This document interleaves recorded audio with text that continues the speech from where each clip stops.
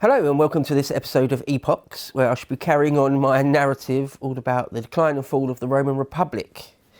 So this episode, I'm going to talk about Marius, Gaius Marius. Didn't have a third name, Plutarch tells us, so it's just Gaius Marius, which gives away, straight off the bat, that he wasn't noble. When I talked about the Gracchi brothers, they are very aristocratic, and nearly everyone involved in high politics in Rome, in this generation and for many generations to come, will sort of have to be blue-blooded or aristocratic or well-to-do. The family steeped in honours and history. But Gaius Marius wasn't. But I've had to think very carefully about how to tell this story, because in the next episode, I wanted to talk all about the career of Sulla, Lucius Cornelius Sulla. Now, Sulla's 20 years younger than Marius, but their stories are heavily entwined. And so it's sort of a bit difficult to separate the two narratives. So what I think I'll do is a 2 or 3 or perhaps even 4-part series about Marius and Sulla. And for this first episode, I'll be concentrating mostly, almost entirely on Marius and mentioning Sulla when he comes up. And then next episode, I'll talk more about the early career of Sulla, and then we can take the narrative forward when their lives and careers fully collide and intertwine. So once again, I'll be reading exclusively from Plutarch. We do get a bit more in Appian. We begin to get a bit more detail in Appian, but more in episodes 2 and 3 of this series. Still not a great deal, or not really anything, on the early life of Marius in Appian. So let's dive straight in. Plutarch tells us a bit about the early life of Marius, and as I said, he came from almost nothing, not complete penury. They weren't utter peasants, living in squalor and nearly starving to death, but not much above that, really. His family were clients of the Metelli, the family of Metellus. Now at this point, Metellus is one of the most important politicians, statesmen in Rome. Him and Scipio Africanus the younger, that is, Scipio Aemilianus, they're probably the two most prominent, most eminent politicians in Rome. So to have Metellus as your patron that's not nothing. That could easily translate, and does in the case of Marius, that could easily translate into getting a leg up in life. But Marius always kept, throughout his entire life, his entire career, he kept that connection with the people. He was a man of the people, and it wasn't an affectation. He really was. He really came from sort of nothing. So we're told over and over again that he wasn't particularly eloquent. He hadn't been trained in oratory. He wasn't a polished rhetorician. He didn't have a great education. He didn't really care about Greek things. That was an indication of a Roman's education at this point. Were you familiar with Greek culture? Did you have any Greek? Could you speak Greek? Could you read and speak Greek? Do you know all about their myths and legends? Did you go to the theatre and watch Greek plays? Because your average Roman citizen, your average Roman urban pleb, certainly wouldn't. In fact, they would think there was something effeminate or very specifically un-Roman about Greekness. Only effeminate, highfalutin patricians do that sort of thing. A good, honest, solid, salt-of-the-earth Roman doesn't read Greek, doesn't go to Greek plays. And that's what Marius was like. We're told that he thought it was, quote, ridiculous to study a literature, the teachers of which were subject to others, end quote. Because of course the Romans had already conquered Greece by this point. So a quick paragraph from Plutarch on Marius's early life. We're told, quote, his parents, Marius and Fulcina, were entirely undistinguished. They were poor people who lived by the labour of their own hands. For a long time he never saw Rome or got any taste of city life. During this period he lived in the village of Curhaton, near Arpinum, in a style rough and unrefined, if compared with the polished ways of cities, but temperate in accordance with the ancient Roman standards of education. His first military service was against the Celtibrians at the time when Scipio Africanus was besieging Numantia, so that is in Spain. He attracted the general's attention by showing a bravery which was outstanding among the rest of the recruits, and by the cheerful way in which he accepted and changed regime which Scipio was imposing on an army corrupted by luxury and extravagance. So he was a very good soldier, straight off the bat. He is also said to have fought single-handed with one of the enemy and to have struck him down in sight of the general. That's a great honour to have done that.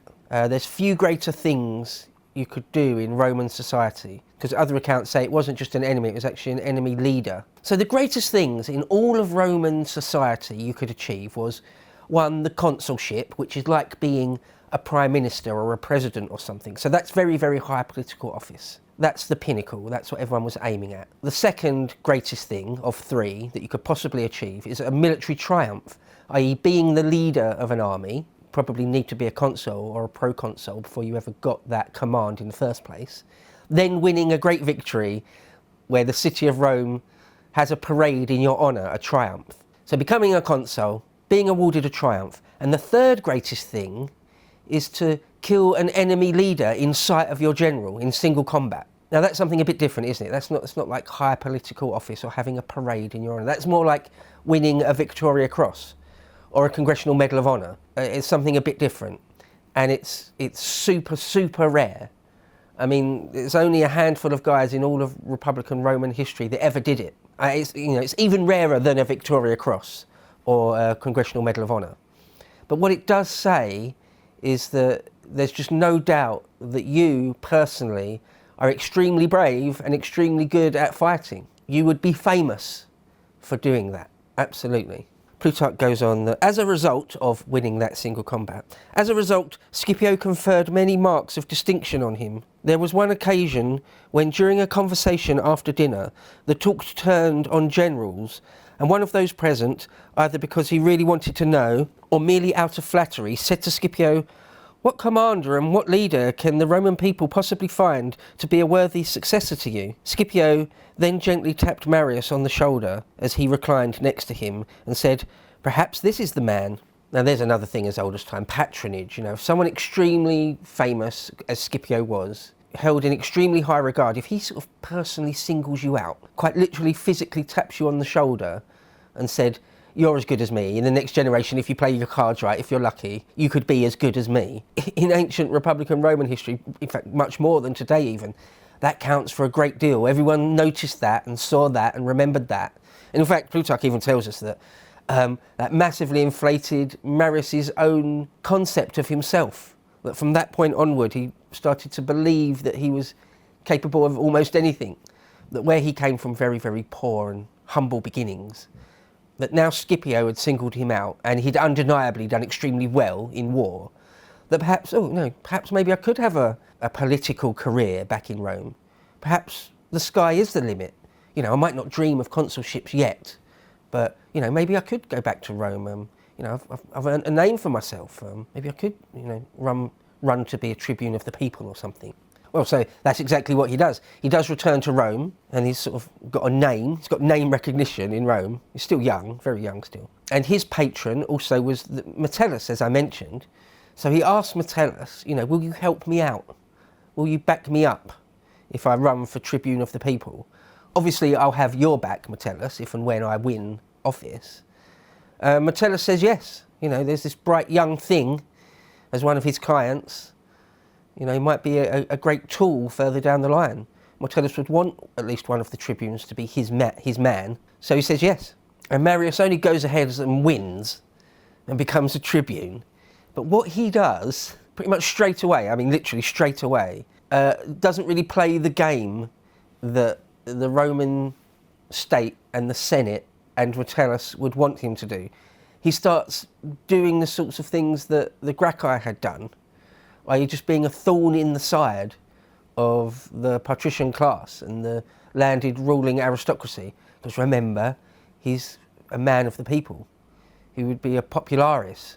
In fact, I'll actually just start talking about the popularis and the optimate factions. Marius, of course. And so what he does kind of straight away when becoming tribune, urban tribune, is introduce a law which kind of reforms the way voting was done. And the way voting was done, particularly in the popular assembly, was quite complicated and convoluted and sort of unnecessarily difficult, and it was open to all sorts of gerrymandering and ways to tweak and trick the system, nearly always in the favour of the Senate. And so Marius brings in reforms to make that a lot fairer.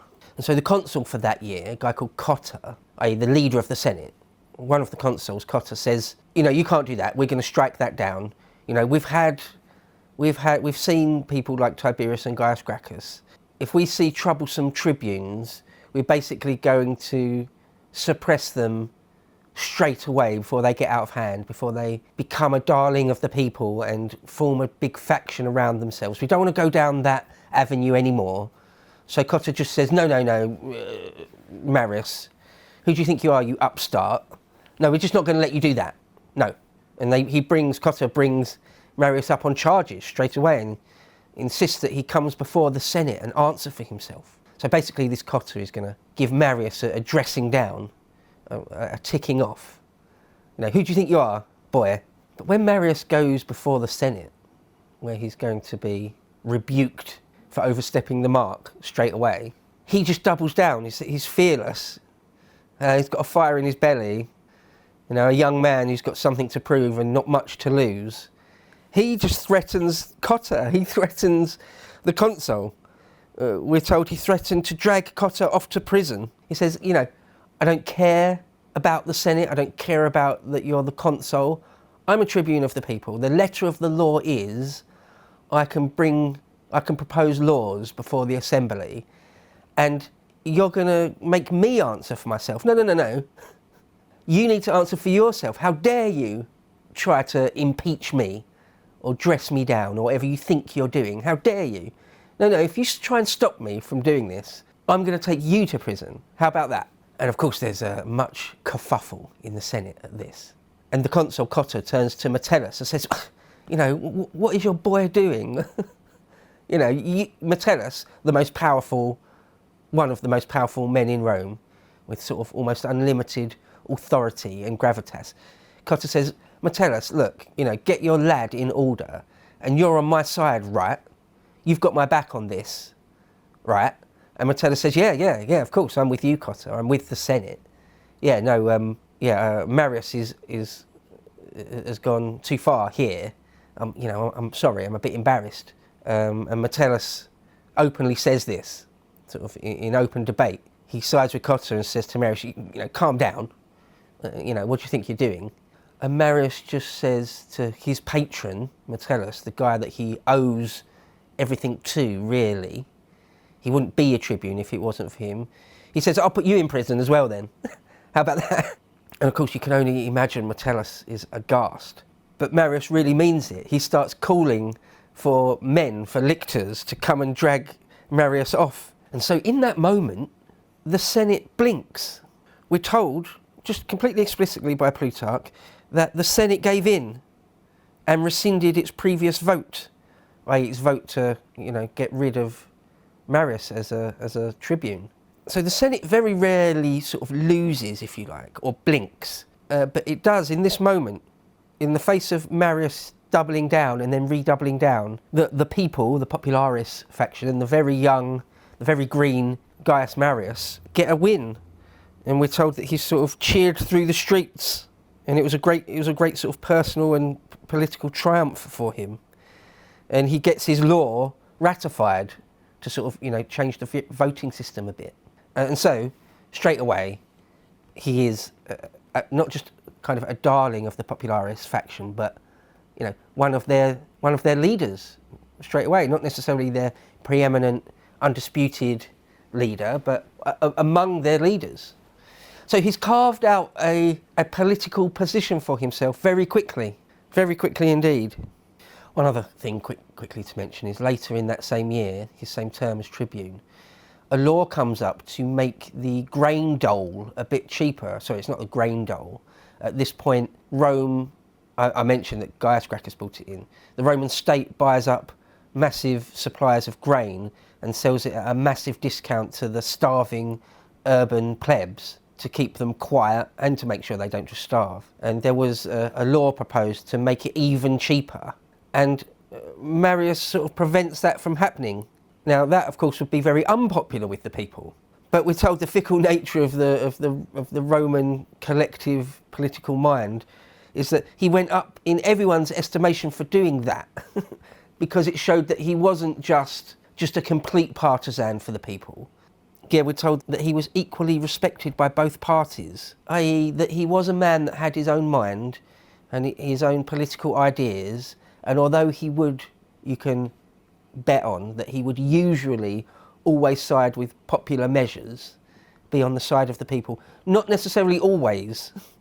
So interesting. Next for Marius's career, because, you know, being a tribune only lasts 1 year, he tries to run to be an aedile, and the role of the aedile, there's two types of aediles, and they're sort of more sort of administrative roles, politically, specifically politically administrative roles, and they're quite prestigious, well, very prestigious really, and it's a bit of a jump up for a young man who's, although he's got a very stellar military career, and he's been tribune, it's still a bit of a step up. You'd usually want older men to be an aedile, people that knew the system inside out, people that could be trusted, you know, that the state could trust. You know, you don't necessarily get on an extremely important military or intelligence committee today in Britain or America, unless you're a bit older and that you've shown that you can keep secrets and you won't leak and that sort of thing. I always get the impression that being an aedile is that sort of thing. So it wasn't really the best idea for the young Gaius Marius, who wouldn't have been trusted by the establishment, if you like. He's a popularis man. He stabbed his own benefactor, Metellus, in the back straight away, politically. He can't necessarily be trusted. So he actually loses that election to become an aedile. In fact, as I mentioned, there's two different types of aedile, a more senior and a more junior version. And he was running for the more senior version. And halfway through the votes being collected, he realises he's not going to win. So he quickly changes over to stand for the more inferior one, hoping that he could at least win that. But he lost that as well. And Plutarch says that he was in the unprecedented position of having lost 2 elections in 1 day, which is quite funny. But very soon after that, he runs for office as a praetor. Now that's interesting, because praetors are sort of just below the consul. To be a praetor is a very, very high office, much higher than an aedile. On the cursus honorum, it is one below the consul. And as a pro-praetor, in other words, after you've finished your praetorship, as a pro-praetor, you're usually, or nearly always, given a governorship or an extremely senior military command. So to go from being a tribune of the people one time, failing to get elected as an aedile, you've got to give him credit for having sort of the balls to even think he could run for praetor and win. But he does, and does. He won. Apparently, he was prosecuted for bribery, though. He basically bought his praetorship. And I won't go into the detail because it's not that interesting, but Plutarch gets into a fair bit of detail about how the prosecution against him for all the bribery involved in his run for office as a praetor, and all sorts of loopholes were exploited so that witnesses couldn't testify against him, and he just gets away with it by the skin of his teeth. Apparently he only won the election in an extremely narrow vote, and it was a corrupt vote anyway. So, but there you go. That's the way it worked in Rome quite often in this period. If you could get away with it, and then if you could avoid prosecution, that's sort of the end of the story. And so Marius does do exactly that. And we're told that in his trial, the jurors came back and their decision on whether he should be found innocent or guilty were exactly equal. And so in the Roman system of law at that point, if that was the case, it meant you were acquitted. They erred on the side of you being innocent. So it was the closest possible margin to his entire political career just coming to a crashing end right there and then. But it didn't, and he got away with it. And so onwards and upwards for Gaius Marius. And we're told, Plutarch says that, quote, his praetorship was not particularly distinguished. Just not a great deal, not anything really of note happened during his year as praetor.